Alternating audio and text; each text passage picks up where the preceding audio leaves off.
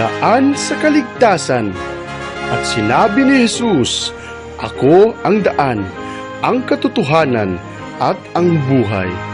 Ating pag-aralan at ating pakinggan ang mga pabalita ng ating Diyos na dakila patungkol sa ating tunay na kaligtasan.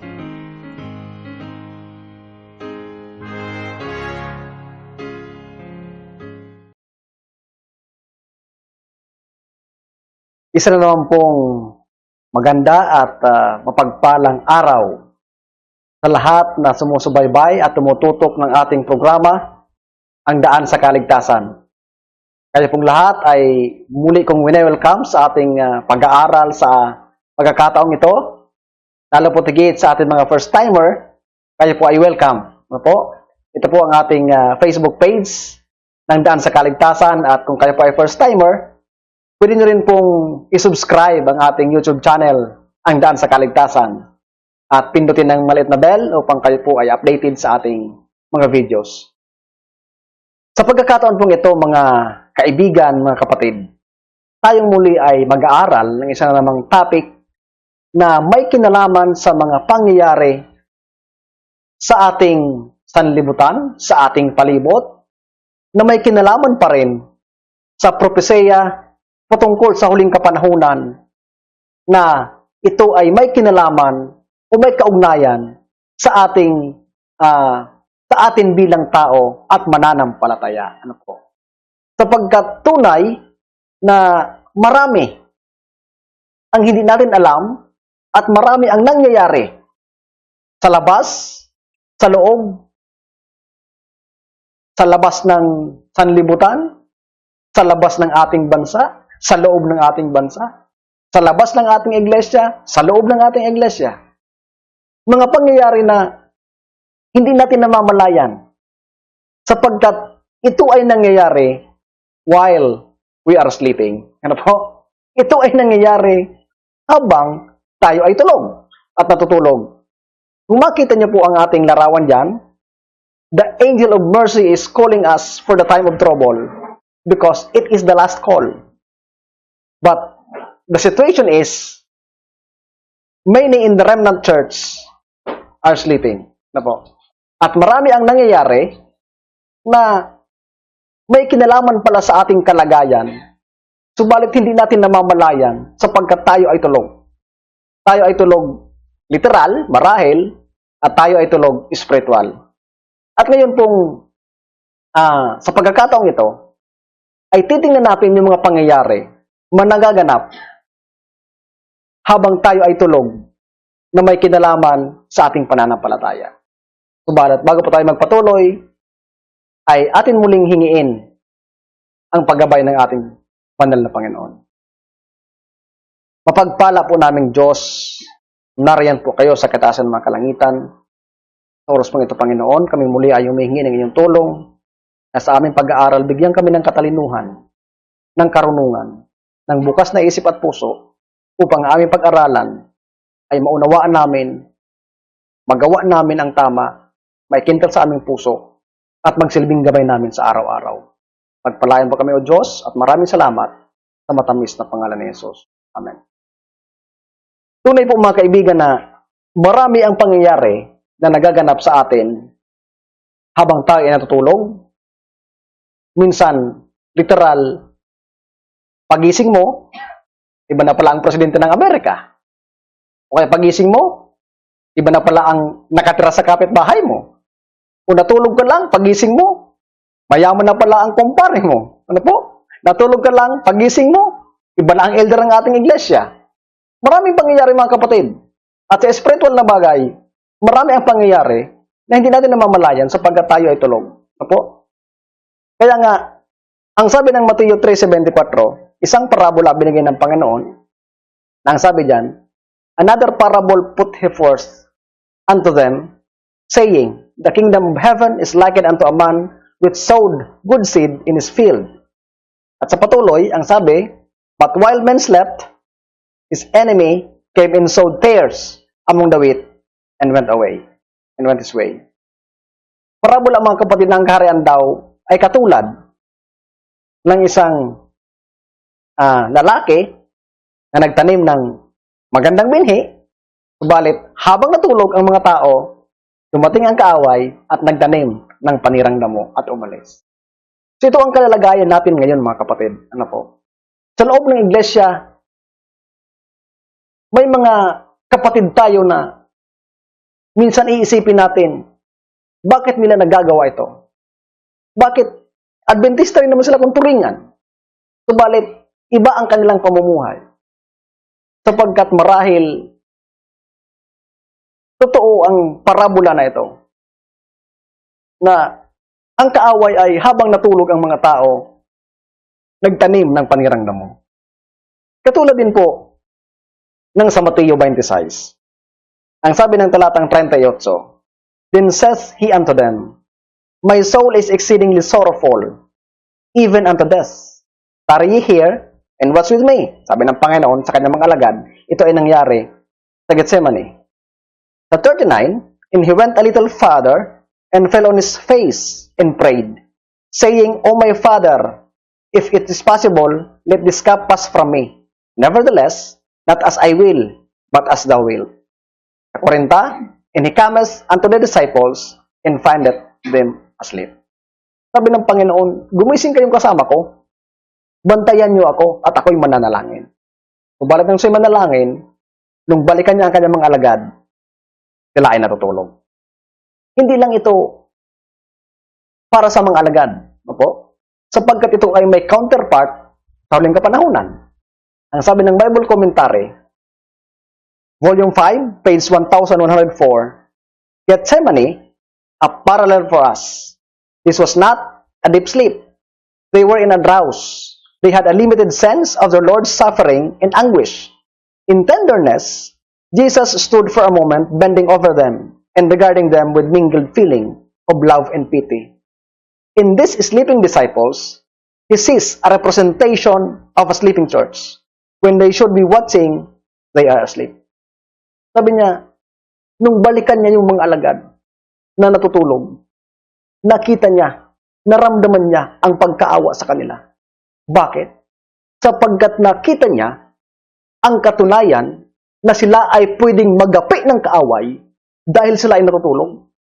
Kaya ang sabi niya, itong mga natutulog na mga alagad ay kinakatawanan ng iglesia ngayon na natutulog din. Na dapat tayo nagbabantay, subalit tayo ay tulog. Kung kaya, there is also a possibility, may posibilidad din sa atin, at nangyayari na nga, na tayo ay nagagapi ng kaaway, napapasok tayo ng kaaway, sapagkat, imbes na tayo ay magbantay at gising, tayo ay tulog. Sabi ko sa ating nakaraang pag-aaral, ano ang kahulugan ng pagiging tulog? Sapagkat doon sa Mateo 25, ang parabola ng 10 dalaga ay kumakatawan sa loob ng iglesia. Bagaman yung matalino at mangmang, sila ay lahat tulog.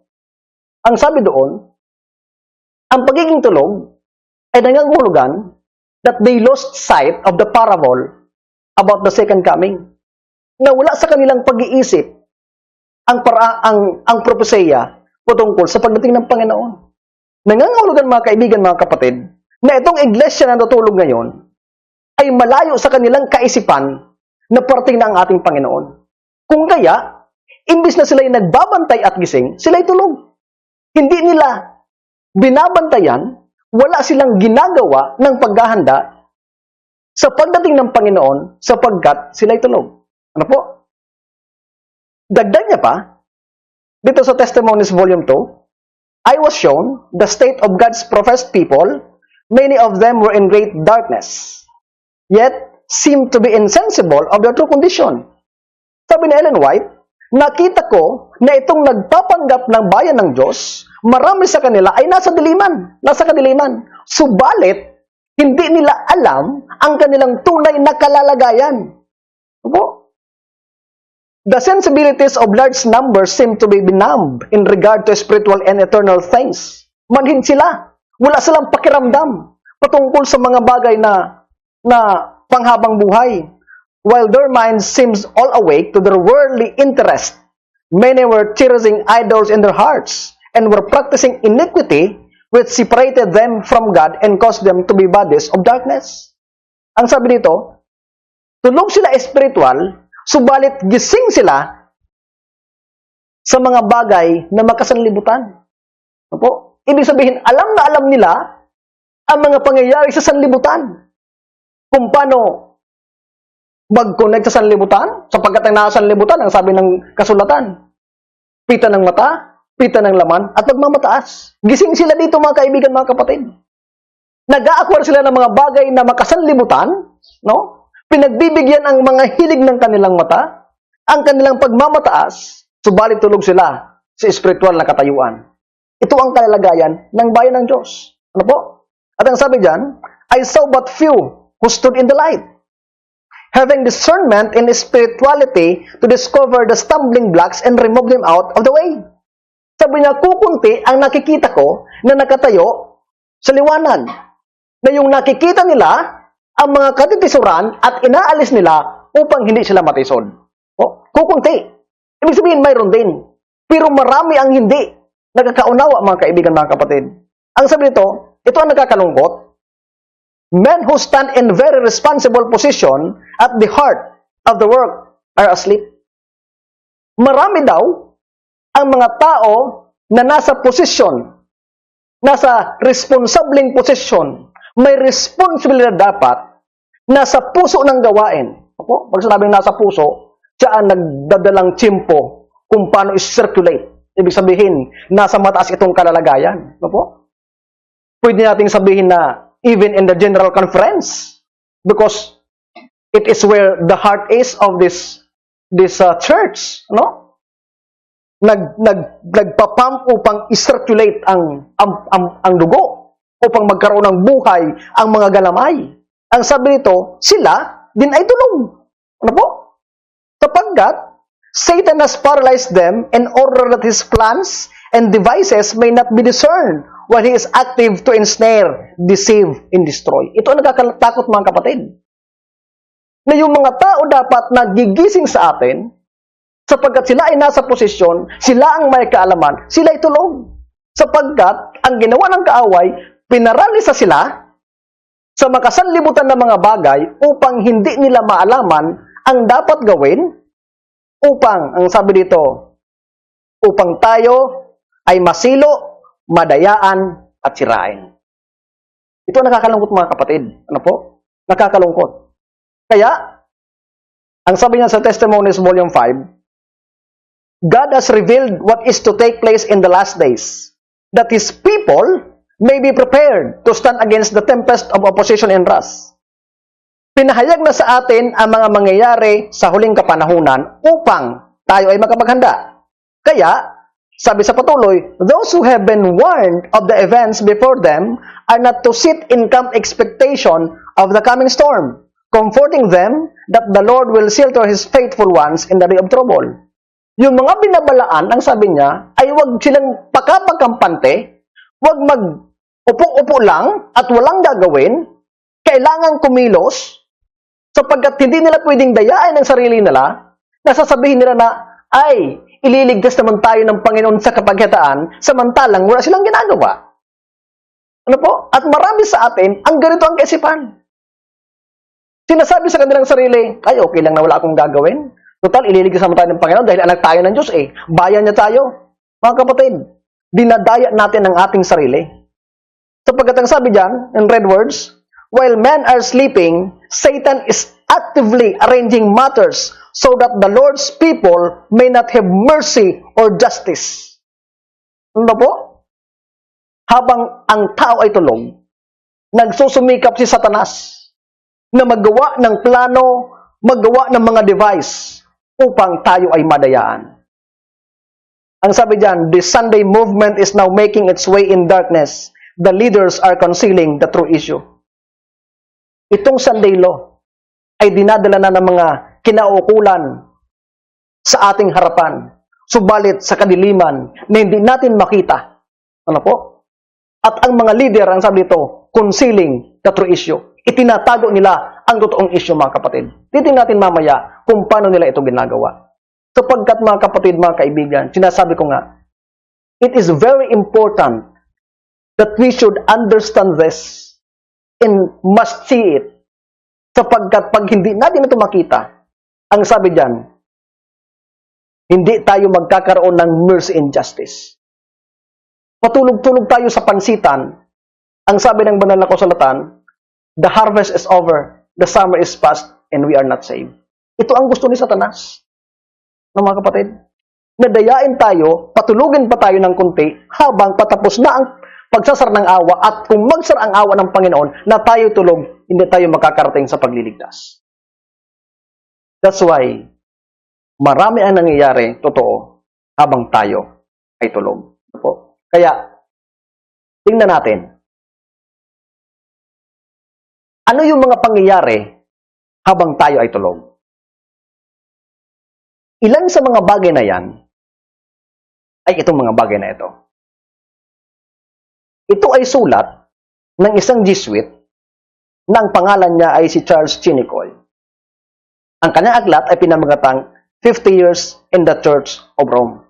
Itong si Charles, isa po siyang Jesuita na ayon sa kwento ay salungat siya sa patakaran o yung tinatawag na Jesuit order, na kung kaya ang sabi ng mga nakita sa kanya at nagkwento ko ng kanyang buhay, kapag ito daw ay nag-iipon-ipon itong mga Jesuits, sila ay nagiinuman.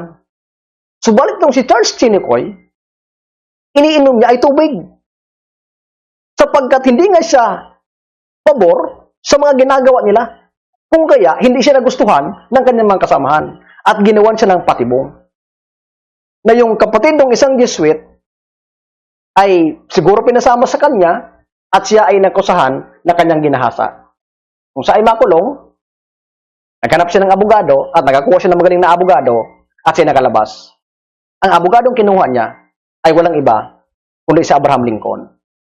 Subalit, si Abraham Lincoln ay naging pangulo ng Estados Unidos. Subalit, nung siya'y makalaya, si Charles Chinicoy, ang sabi niya kay Abraham Lincoln, mag-ingat ka dahil nakita ko, ang mga mata nitong mga Jesuit na ito ay gusto kang patayin.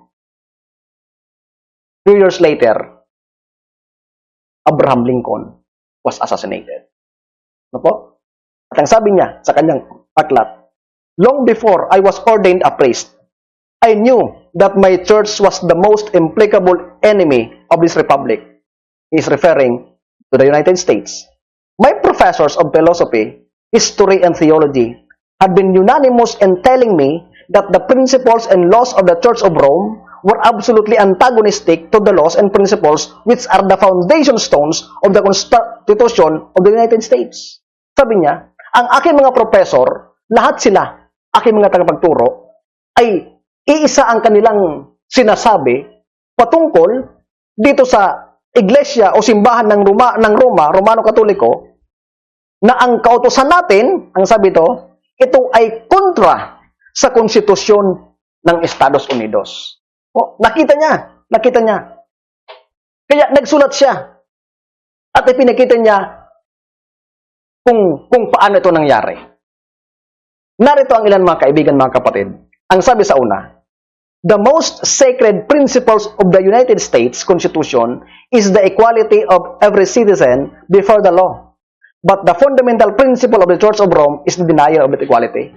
Ang pangunahin daw na batas ng Estados Unidos sa kanilang konstitusyon ay karapatang pantay-pantay ng bawat tao. Subalit, ang batas ng Roma ay tanggihan ang pagkapantay-pantay na yan. Pangalawa, ang sabi niya, liberty of conscience is proclaimed by the United States a most sacred principle which every citizen must uphold.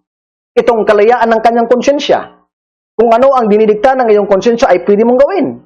Ang sabi, ang konstitusyon ng Amerika ay nagsusulong na ito ang pinaka-yaman ng bawat Amerikano. Subalit ang sabi niya, but liberty of conscience is declared by all the popes and councils of Rome a most godless, unholy, and diabolical thing. Sabi niya, pero sabi ng Roma, itong pagkakaroon ng kalayaan na sundin kung ano ang dinidikta ng konsyensya, ito ay hindi maka-Diyos. Ano? Hindi ito banal. Masama ito. Sabi niya. Pangatlo, sabi niya, the American Constitution assures the absolute independence of the civil from the ecclesiastical or church power. Sabi niya, ayon sa konstitusyon ng Amerika, ay magkahiwalay talaga ang simbahan at ang Estado. Subalit, sabi ito, but the Church of Rome declares through all her pontiff and councils that such independence is an impiety and revolt against God. Sinasabi ng Roma na itong pagkakahiwalay na ito ay hindi makatarungan sapagkat ito ay pagsalungat o paglaban sa kapangyarihan ng Diyos. Ano po? Sabi sunod, the American Constitution leaves every man free to serve God according to the dictates of his conscience. Sa Konstitusyon ng Amerika, malaya ang bawat tao na sumamba sa kanyang Diyos kung ano ang dinidikta ng kanyang konsensya. Subalit ang sabi ng Roma, the Church of Rome declares that no man has ever had such a right and that the Pope alone can know and say what must believe and do. Ang sabi ng Roma, walang kalayaan ng tao at ang Santo Papa lang ang magsasabi kung ano ang gagawin ng bawat mananampalataya. Ano po? Ang sabi sa panglima, the Constitution of the United States denies the right in anybody to punish other for differing from him in religion. Hindi mo pwedeng parusahan ang sinuman kung sila ay nangingilin ng iba sa iyo. Subalit ang sabi, but the Church of Rome says that she has the right to punish with the confiscation of their goods or the penalty of death those who differ in faith from the Pope. Sabi ng Roma, may kapangyarihan ang Roma at may karapatan na kunin ang ari-arian o patayin ang sinuman na sumala o magkaroon ng ibang pananampalataya maliban sa Katoliko. Kaya ito mga kapatid, alam niyo po, ito ang babatayan nila sa huling kapanahunan sa mga Adventista upang magkaroon ng death penalty. At there will come a time that they will confiscate our goods na wala tayong magagawa, mga kaibigan, mga kapatid. Ang sabi sa pang-anim, the Constitution of the United States is based on the principle that the people are the primary source of all civil power. Ang tao ang pinangagalingan ng lahat ng kapangyarihan ng Estado. Subalit, maraming beses, sabi niya, the Church of Rome has proclaimed that this principle is impious and heretical. She says that all government must rest upon the foundation of the Catholic faith with the Pope alone as the legitimate and infallible source and interpreter of the law. Sabi niya, hindi ito mangyayari sapagkat, sabi ng Roma, ang Santo Papa lang ang may karapatan at may kapangyarihan na magtalastas ng kautusan at siya ang magsasabi kung ano ang tama at mali. Ano po? Kaya ang sabi mga kapatid, ng The Shepherd of the Valley, Official Journal of the Bishop of St. Louis, November 23, 1851, if Catholics ever gain a sufficient numerical majority in this country, religious freedom is at the end. So our enemy says, so we believe. Anong sabi ito? Kung ang Katoliko ang magkakaroon ng sapat o mayor na bilang dito sa bansang ito, ang kalayaan sa pananampalataya ay matatapos at mawawala. Alam niyo po ba na ang judicial system, kasi ang bansa ay may tatlong sangayan ng gawa ng batas. The executive, judicial, and yung gumagawa. Ano po? Ang pinakamakapangyarihan dahil itong judicial, sapagkat kahit gawing batas nitong katulad dito sa Pilipinas, House of Representatives, pag sinabi nitong judicial na yung batas ay unconstitutional, hindi yan makakalusot. Pero yung batas, kahit unconstitutional, pero pag sinabi nilang constitutional, lusot yan. Kaya darating ang panahon, mga kapatid, itong Sunday law, this is unconstitutional to the Constitution of the United States. Pero pag sinabi nila that this is constitutional, yan ay lulusot at magiging batas. At alam niyo po ba, na sa Amerika ngayon, may 9 na maestrado sa judiciary, sa Supreme Court, at 5 doon ay Katoliko. So pag nagbotohan, they are in majority. Ano po? They are in majority. Kaya tama itong mga kaibigan, mga kapatid. Ang sabi dyan, ng Catholic World, July 1870, The Catholic Church is the medium and channel through which the will of God is expressed. While the state has right, she has them only in virtues and by permission of the superior authority, and that authority can be expressed only through the church. Sabi niya, ang simbahan naman, ang gobyerno ay may karapatan, pero ang kanyang karapatan ay hanggang lang dun sa kanyang karapatan. Pero wala siyang karapatan na i-execute ang kanyang karapatan. Sapagkat ang may karapatan ay walang iba kundi ang iglesia lamang ng Romano Katoliko. Kaya yung karapatan mo lang na manahimik sa karapatan mo. Wala kang karapatan. Kung may karapatan ka man, hanggang dun lang yun sa karapatan mo. So napaka-higpit, Sabi dito, religious liberty is merely endured until the opposite can be carried into effect without peril to the Catholic Church. Ang kalayaan mo sa religion ay pwede mong i-practice kung ito ay hindi salungat sa kagustuhan ng Romano Katoliko. Pero kung ang kalayaan mo sa relihiyon ay salungat sa kanila, wala kang kalayaan. Sila pa rin ang masusunod. Sabi diyan, there is erelong to be state religion in this country, in the state religion is to be the Roman Catholic. Sapagkat kung mayroon ngayon na relihiyon pangkalahatan, walang iba, Romano Katoliko, ang sabi nila. Kaya, ang sabi ni Pope Pius encyclical ng 1808, it was proposed that all religious persuasion should be free and their worship publicly exercised, but we have rejected this article as contrary to the canons of Council of the First Catholic Church. Sinasabi daw sa Amerika na meron silang kalayaan na mag-ehersesyo ng kanilang kalayaan sa pagsamba sa kung sino mang Diyos ang gusto nila. Subalit ito daw ay tinanggihan ng Iglesia Romana dahil sa kanilang canon and councils sa First Catholic Church. Kaya ang sabi diyan, undoubtedly, walang duda, it is the intention of the Pope to possess this country.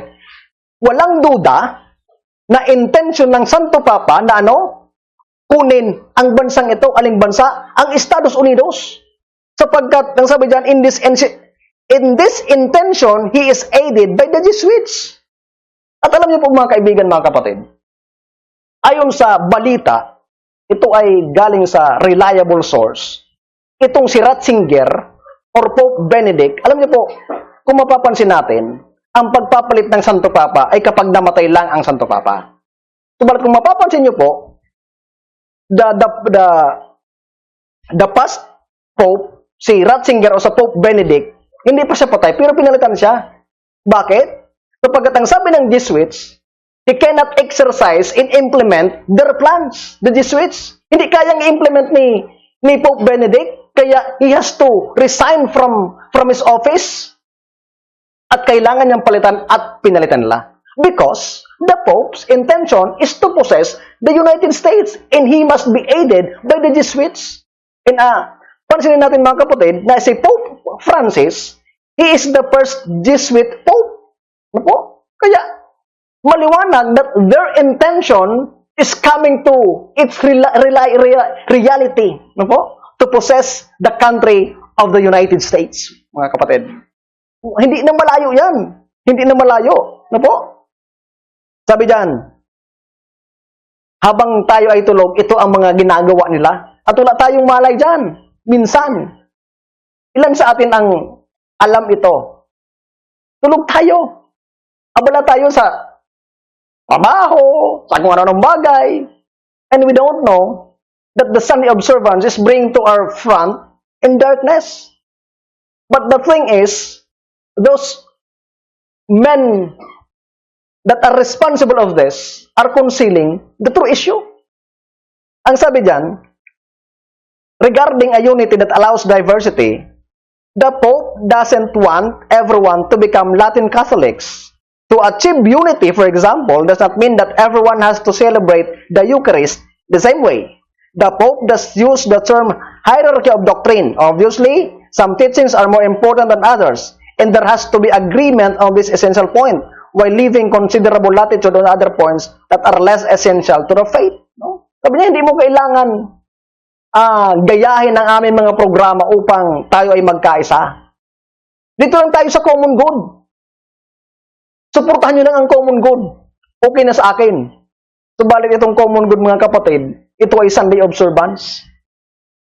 Ibig sabihin, hindi mo kailangang i-practice yung Eucharist namin. Basta mangili lang tayo ng linggo, okay na sa akin. Na tayo mangili ng linggo, okay na sa akin. Bakit? Yun ay isang patunay na kontrolado niya ang sangkatauhan. At yun ay isang patunay ng pagsalungat sa kapangyarihan ng ating Panginoon. Ano po?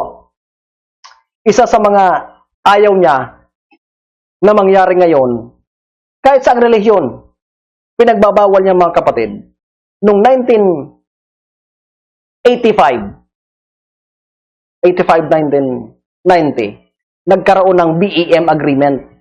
Ito ay ecumenical movement between the Protestant, pero kasama ang Santo Papa. Itong BEM ay pinagkasunduan nila ang tatlong bagay. Una, baptism. Na magkasundo sila na ang binyag, pwedeng binyagan ang bata. Ang problema, kasama dito ang Adventist at nagkipagkasundo. Pangalawa, Eucharist. Yung pag-communion nila. Kaya, mga kaibigan, mga kapatid, tingnan niyo po yung fundamental beliefs natin sa mga Adventist. At yung Lord's Supper natin, nakalagay na doon. Lord's Supper is also called breaking of bread, at sa huli, also Eucharist. Ano po? Yung Eucharist ay doktrina ng Katoliko. Pero kinikilala natin na yung Eucharist at Lord's Supper ay isa. At yung pangatlo dun, mga kaibigan, mga kapatid, letter M, mission. Na ang ibig sabihin, bawal ang proselytization. Ibig sabihin, kung ikaw ay Katoliko, hindi mo pwedeng ibanghelyuhan yung born again para kunin yung kanilang miyembro. Adventist, hindi tayo pwedeng mag-ibanghelyo sa mga Iglesia ni Cristo, sa mga saksi ni Jehovah, at kunin yung kanilang miyembro. Sapagkat ang sabi dyan, ang ating focus ay yung mga non-church, non-Christian, unchurch. Marami dyan. Maraming tao ang walang inaanibang simbahan. Yun ang pukusan natin, ang sabi ng Santo Papa. At tayo nagkasundo dyan. Sapagkat ang sabi dyan, 500,000 people a year were leaving the Catholic Church in becoming a Protestant. Dahil iniibanghelyuhan ng mga Protestante yung Katoliko. Kaya sabi ng Santo Papa, alisin na natin to. Walang proselytization. Wala tayong kuhaan ng sheep. Ang sheep ko, ang sheep mo. Yung mga walang pastol, yun ang kunin natin. Ano po? Yung mga pakalat-kalat yan na mga non-church goer. Yan ang kunin natin. Wala tayong pakialaman ng mga tupa. At nagkasundo tayo dyan. Sabi dyan, mga kapatid, in view of the largest number of non-Christians in the world, in the enormous challenge of the common evangelistic task, it is neither theologically legitimate nor a prudent use of resources for one Christian community to proselytize among active adherents. Ano po? Kaya ang sabi, mga kapatid, ng Great Controversy, page 445, when the leading churches of the United States, uniting such a point of doctrine as are held by them in common, shall influence the state to enforce their decrees and to sustain their institution, then Protestant America will have a form an image to the Roman hierarchy. Ito yung image of the beast. They were from the image of the beast. Pag nagkasundo sila sa common na bagay, at yun ang observance of Sunday, yung common good na tinatawag. Ang sabi dyan, and the inflection of several penalties upon dissenters will inevitably result. Pag nagkasundo sila doon sa common good, sila ay magpapataw ng penalidad doon sa mga sasalungat dito, mga kapatid, mga kaibigan. Kaya, ang sabi ng Ellen G. White, the Watchman, while men are sleeping, Satan is actively arranging matters so that the Lord's people may not have mercy or justice. The Sunday movement is now making its way in darkness. The leaders are concealing the true issue, and many who unite with the movement do not themselves see whither the undercurrent is tending. Marami nakikihalubilo, marami nakikisangkot, marami nakikisakay, pero hindi nila alam ang tunay na patutunguhan nito. Its profession are mild and apparently Christian, but when it shall speak, it will reveal the spirit of a dragon. No?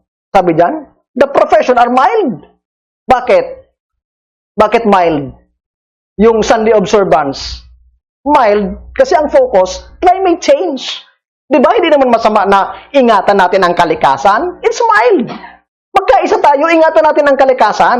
Magkaisa tayo, dapat tulong-tulong tayong i-rebuild natin ang kalikasan. Very mild.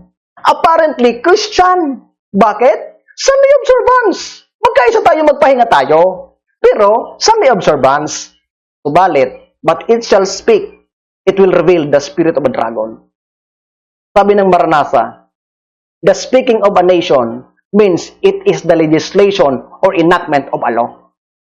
Pag itong Sunday observance ay isinagawang batas, ito na yung speaking like a dragon. Sapagkat the words of a dragon means oppression, mga kaibigan. Pag ito'y ginawang batas, ito ay magsasalita na katulad ng mga dragon sapagkat pahihirapan ang bayan ng Diyos.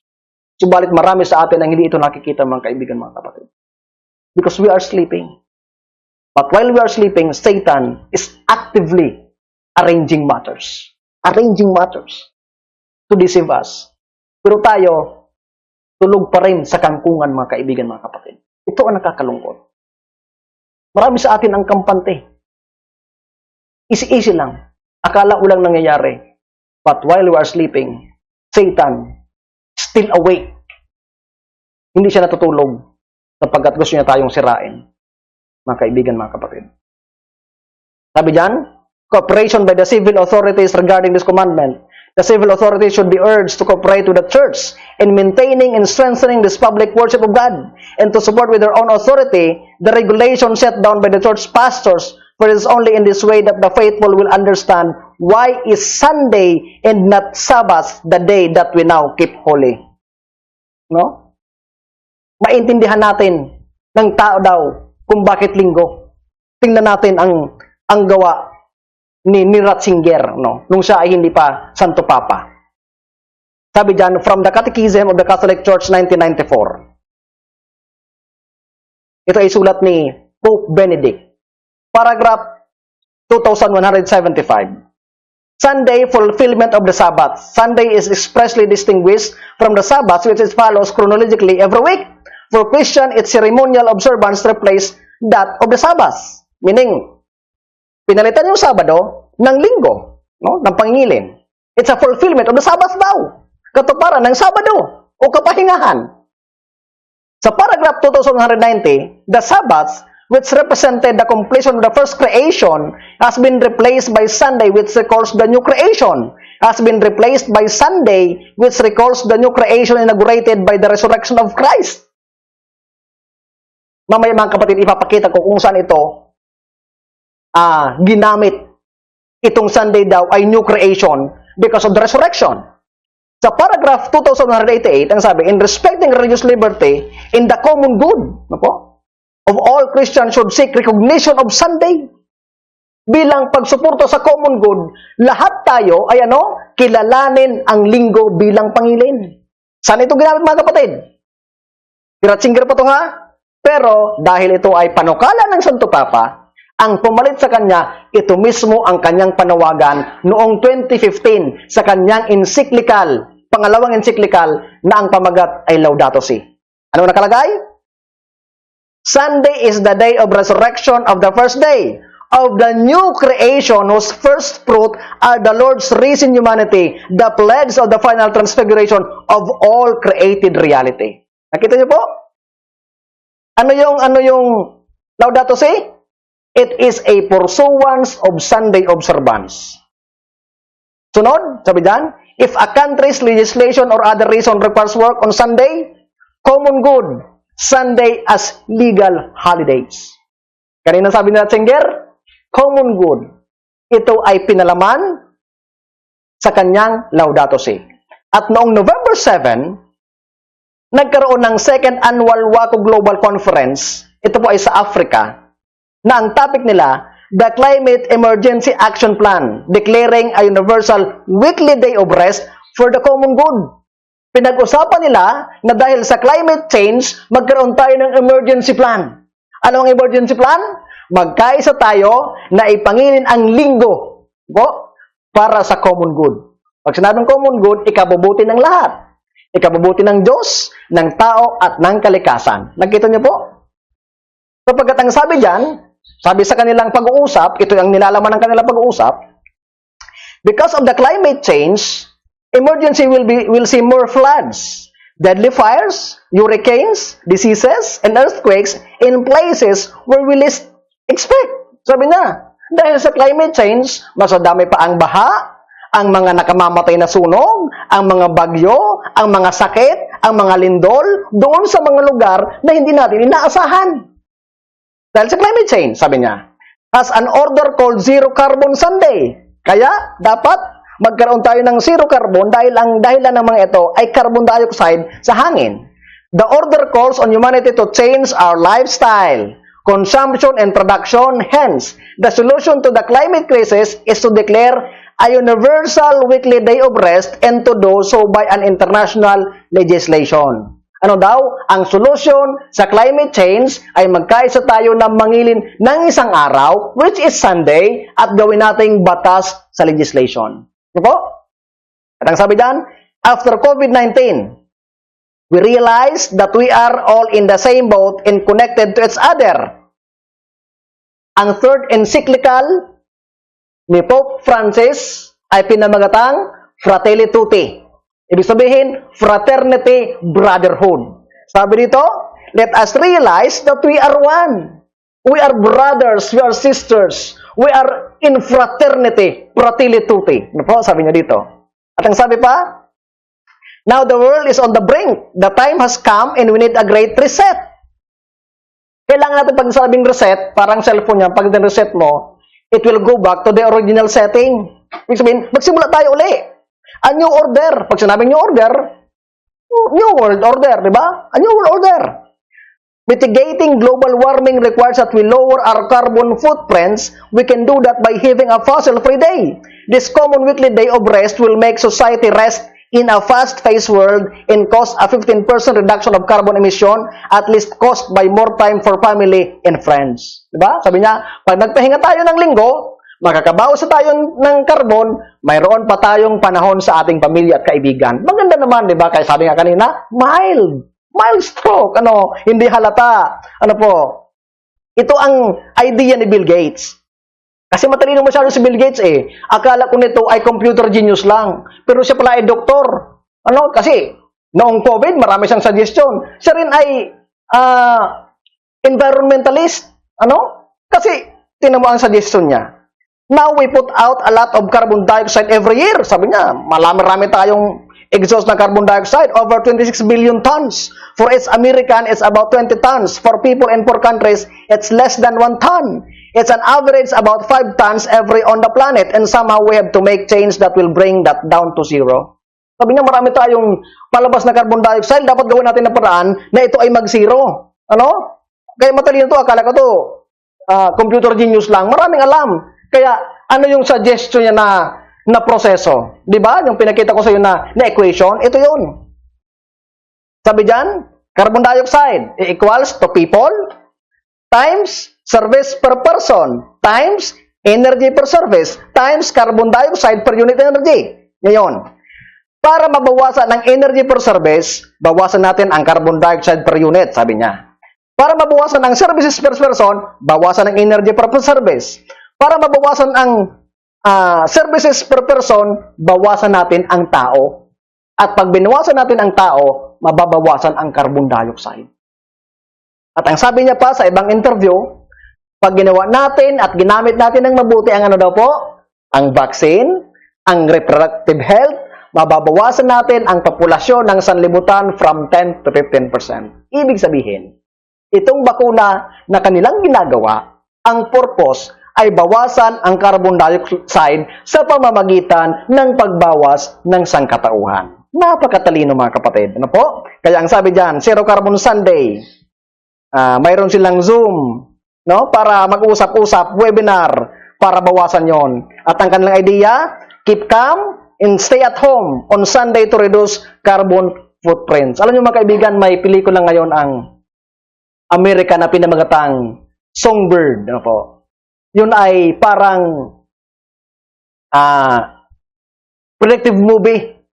Kasi ang sabi sa pelikula, sa trailer na napanood ko, 4 na taon na yung lockdown. And after 4 years, lumabas yung COVID-2, COVID-23. Ibig sabihin, pwedeng lumabas ng 2023. Ang sabi ng lalaki, bawal kang lumabas. Kaya ang kailangan, stay safe, stay sane, and stay sanitized. Huwag ka nalabas. Pag ikaw ay napatunayan na mayroon kang lagnat, pag lumabas ka, babarilin ka. Opo? Kaya mahirap. Ito ang programa nila. Kaya ang sabi dyan, the climate change for working from home. Work from home, save the planet. Kailangan na tayo magtrabaho sa bahay lang. At pag tayo nagtrabaho sa bahay lang, ay sasalba natin ang planeta. Pero ano ang tatrabahuhin natin sa bahay? Ano po? Tatrabahuhin natin sa bahay. Dalhin natin sa bahay yung opisina natin. Dalhin natin sa bahay yung ating mga farm. Dalhin natin sa bahay yung ating mga businesses. Yung ating mga ang tawag dyan, kung ikaw ay may tindahan. Hindi pwede mga kapatid, pero ito ang kanilang suggestion. Ano po? Sabi dyan, this year, the bad news is that only because of coronavirus-related economic lockdowns which have kept people in their homes, emission will rise once again as those lockdowns lift and things start to go back to normal. Sabi niya, nabawasan lang natin yung carbon dioxide nung mag-lockdown. Subalit pag ito ay inangat uli at wala na naman lockdown, babalik sa dati. Magkakaproblema naman tayo. Kaya ang solusyon, lockdown forever. Ano po? Kaya sa pelikula, 4 na taon lockdown. Sapagkat pag tinanggal lang lockdown, magkakaproblema tayo uli. Kaya lockdown lang. Kaya sabi ni Fauci, kahit daw may bakuna na, hindi pa rin tayo 100% safe. Ano po? Kaya kailangan pa rin ng wearing mask in lockdowns. Ano po? Kaya maganda ang kanilang panukala. Pero alam niyo po ba, na hindi ito pinayagan ng Paris, sa Paris, France? Noong nakaraang linggo, ay nagdeklara yung Paris ng lockdown dahil sila ay may curfew. Alam niyo po ang ginawa ng mga tao? Sila ay umalis ng syudad, papuntang kabundukan sapagkat ayaw nilang ma-lockdown sa city. Sapagkat naranasan na nila kung paanong ma-lockdown. Sapagkat sa ibang bansa, mga kapatid, marami ang nasira ang ulo at marami ang nagpakamatay because of lockdown. At naranasan nila. And they don't want to happen. They don't want it to happen anymore. That's why, when Paris announced that there will be a lockdown again, they left the city and they went to the mountains, mga kaibigan. At ang ginawa nila, inubos nila ang laman ng mga grocery store upang baunin nila papuntang bundok. At kung makita niyo po, mga kapatid, ang sabi dyan, gridlock, bumper to bumper, yung mga sakyan, paalis ng syudad para lamang makatakas sa lockdown, mga kaibigan, mga kapatid. Kaya ang sabi dyan, how are these things decided to be for common good? It's decision of the majority. Yung tinatawag na popular demand. Pero, ito mga kaibigan, ay sa kanila lang naman mangyayari. Apo? Ang mahirap, naglabas ng batas ang Seattle, nagbaba sila ng legislation na pwedeng iluth ng sinuman at kunin ang iyong mga gamit. Halimbawa, nakapag-grocery ka ng marami at pinasok ka at pinagkukuha yon, walang kaso kung yung kumuha sa iyo ay mag-plea na siya ay mahirap at may sira ang kanyang ulo. Wala kaso, sabi ng Seattle. The Seattle City Council is considering new legislation that would create a legal loophole that would make substance addiction, mental illness, or poverty a valid legal defense for nearly all misdemeanor crimes committed in the city. Kahit anong krimen ang gawin mo. Magnakaw ka, pumatay ka, anuman krimen. Basta ang claim mo ikaw ay mahirap at may sira ang ulo, ligtas ka sa kaso. Ano po? Kaya nga yung ibang, nakalimutan ko lang yung isang state doon, nagbaba din ng legislation na pwede nang maghawak ang sinumang tao, mag-possess, magkaroon, maggamit ng anumang drugs, cocaine, heroin, or shabu. At hindi na yun batas, ay hindi na yun bawal. Ibig sabihin, sabi dyan, this would absolutely open the floodgates of crime in Seattle. Sigurado. Magbabaha ng krimen. Bakit? Sino mang gumawa ng krimen, siyempre, nagpipliyan na siya ay mahirap at may sirang ulo. Pag sinabing mahirap ka, walang problema. Pwede man lang patunayan na mahirap siya. Ano po? Kaya, Ito ang nakakatakot mga kaibigan, mga kapatid. Tataas ang krimen. Ang sabi pa, at the same time, anarchy in seeking to sweep away all law, not only divine, but human. Aalisin nito lang ang kautusan. Kapatid, ito ay literal na pagsalungat sa kautusan ng Panginoon. Pinapakita lang nila ang kanilang pagiging rebellious sa batas ng Panginoon, mga kaibigan, mga kapatid. Ang problema, minsan, hindi lang Pilipino yung gaya-gaya. Other countries, pag nakita nilang batas ng Amerika, ginagaya nila. Kaya, hindi malayong mangyari na itong batas na ito ay gayahin na ibang bansa at magkagulo. At sasabihin naman ng Santo Papa, sabi ni Ellen White, itong kaguluhan ay sa kadahilan ng hindi natin ipinapangilin ang linggo. Opo? Kaya, ang sabi ni Santo Papa, dahil dyan, we need a global education pact. Kailangan natin ng educational pact. At kung matatandaan niyo po, yung ating pag-aaral po tungkol sa educational pact, ang sabi doon, ang educational pact ay pag-educate sa tao patungkol sa Sunday law. Ano po? Yan ang panukala niya. Sabi dito, this compact sponsored by the Congregation of Catholics Education. It meant to encourage change on a global scale so that education may become a creator of fraternity, peace, and justice. Today, we have a great opportunity to express our innate sense of fraternity, to be good Samaritans who bear the pain of the other people trouble, rather than fomenting greater hatred and resentment.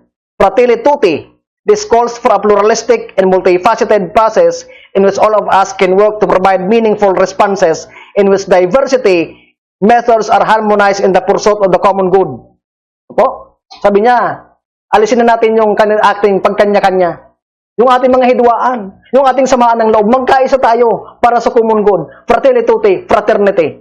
Kaya nung nakaraan mga kaibigan, mga kapatid, tingnan niyo po sa internet, pumunta siya doon sa Middle East at nakipagtagpo sa highest imam ng Muslim at nagpatirpa pa. Dahil tayo ay fraternity. Magkaisa na tayo. Ano ang kanyang agenda? Encyclical Brothers, all to be signed. Ito yung Fratelli tutti. Message on the United Nations, September 15. Reinventing the Global Compact for Education and Speech Economy of Francis. Ito ang kanyang mga panukala sa buhay. Kaya, sabi niyan, federal judges uphold new COVID-19 restriction for houses of worship in Brooklyn and Queens in hotspot.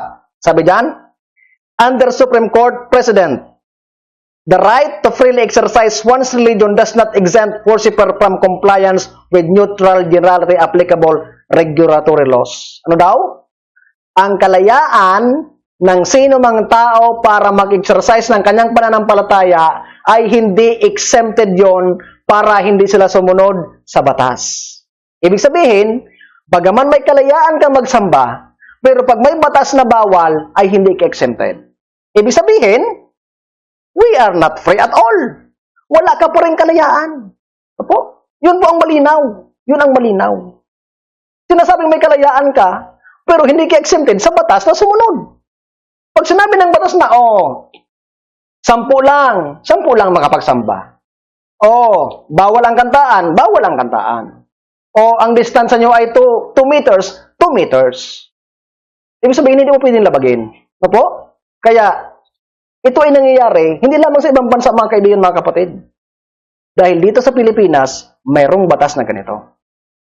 At po kung saan yun? Sa Davao.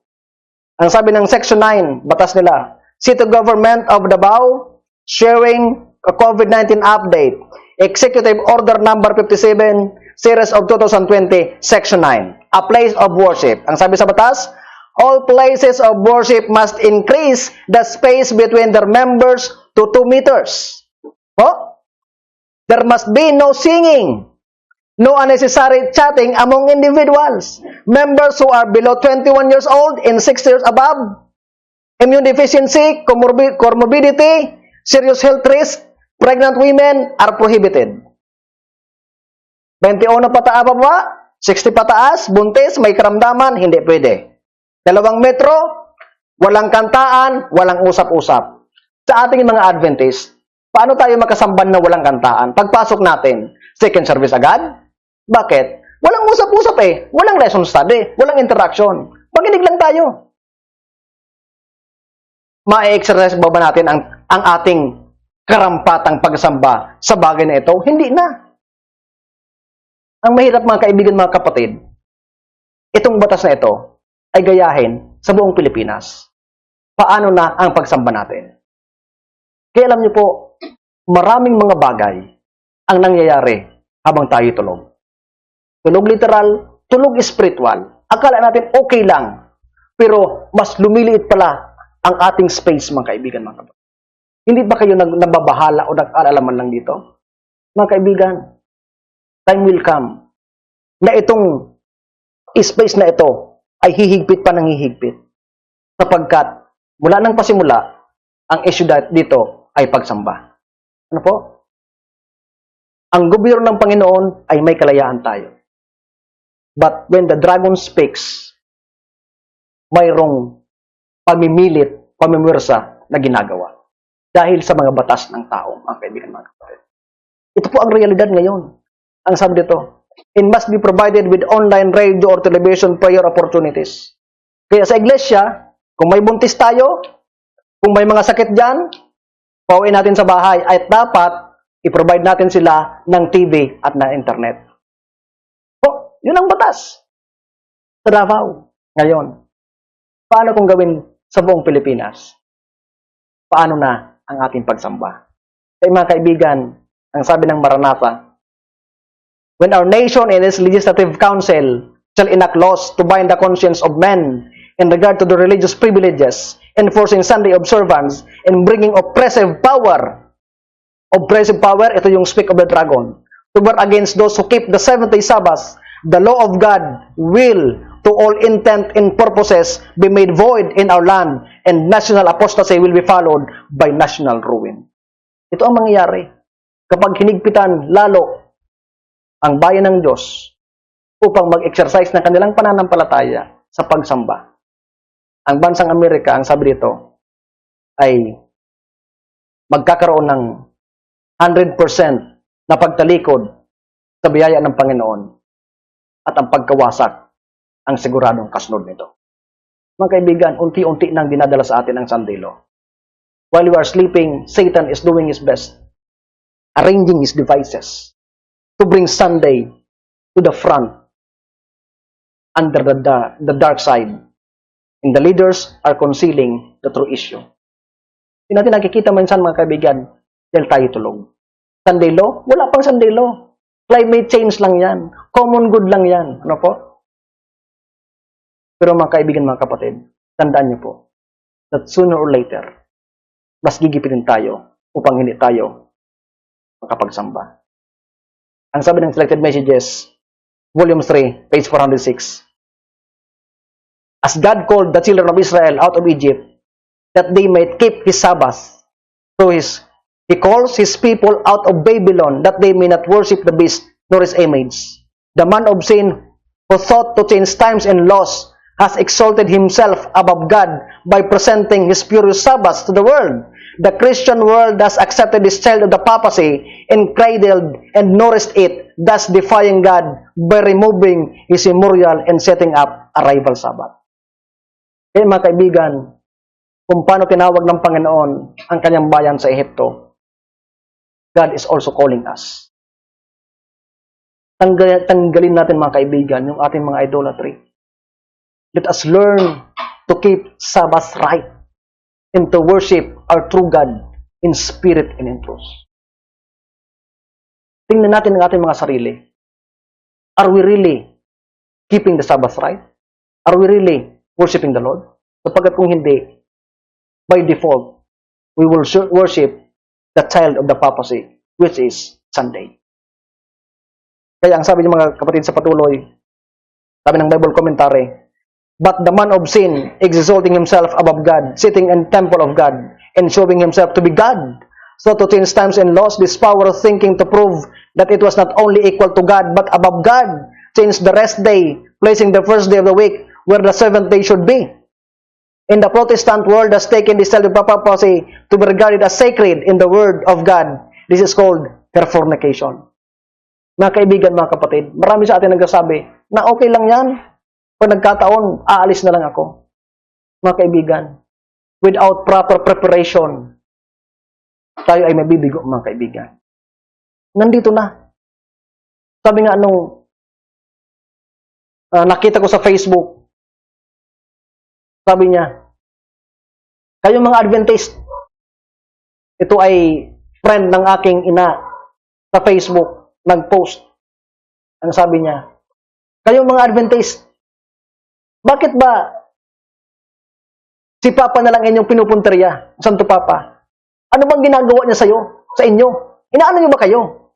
Mga kaibigan, mga kapatid, ang Santo Papa, ayon sa pinag-aralan natin, He is the man of sin. Siya ang taong makasalanan at kaaway siya ng Panginoon.